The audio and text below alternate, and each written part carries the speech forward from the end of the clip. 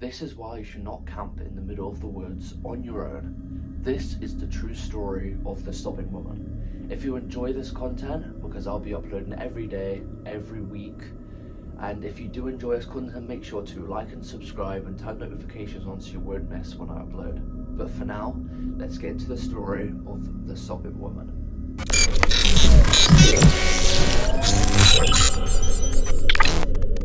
The user, who went by the name Hiker1717, was on a solo camping trip deep in the wilderness. This story came from Reddit, from a guy who had posted his traumatic experience on here. He was camping in a remote rainforest in the Pacific Northwest. He had always been an experienced and confident camper, often venturing alone into the woods to escape the hustle of city life. But for some reason he felt like this trip was different. After hiking all day, he found a secluded spot by a river to set up his camp. The area was peaceful, the only sounds were the flowing water and the occasional rustle of leaves by the animals. As night fell, he built a fire, set up his stuff, cooked dinner, and he settled in for the night. The sky was clear and the stars were bright, offering a scenery at the end of the day where you could just look up at the stars and just see all the stars that are coming up. So sometime in the middle of the night, he was jolted awake by an unfamiliar sound. At first he thought it was just an animal, but as he listened more intently, he realized it was the sound of a woman sobbing. The woman was faint, it was a cry, almost like blending in with the sounds of the river because it was like that bad. But it grew louder and more distinct as time passed, like she was coming closer. Panic set in for him. He was miles away from the nearest road or settlement, and there would have been no one else around for miles. He checked his watch. It was around 2 a.m. He lay still in his sleeping bag, straining to listen. The sobbing continued, growing closer and more intense, echoing through the trees.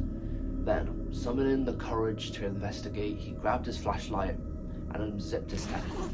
The cold night air rushed in as he stepped out, sweeping the beam of his light across the dark woods, but there was nothing there. Just the trees and the shadows they cast. The sobbing had stopped.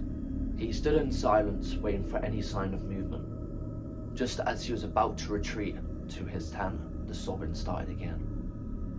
The time sounded as if it were right behind him. He whipped round, shining the light in every direction, but he saw nothing. The sobbing turned into a low, mourning wail, sending chills down his spine. Terrified, he grabbed his pack, hastily threw it into his tent, deciding that it was time to leave. But as he was packing up, the wailing turned into this massive scream, this blood-curdling scream that echoed through the entire forest. Louder than anything he had ever heard. It was as if the entire woods was alive, coming from everywhere at once. He ran, leaving his tent and most of his gear behind. He sprinted through the forest in the direction he believed the trailhead was, not daring to look back. After what felt like hours of running, he finally reached his car just as dawn was breaking. He drove away as fast as he could, not stopping until he was miles away from that forest. The experience left him shaken, and he vowed never to camp again.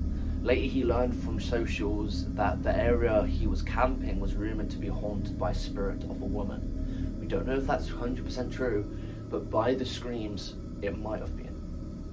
Apparently, the woman had died there under tragic circumstances where the spirit was supposed to be haunting.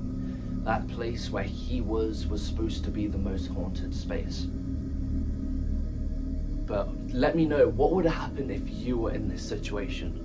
And if you enjoyed today's video, make sure to like and subscribe.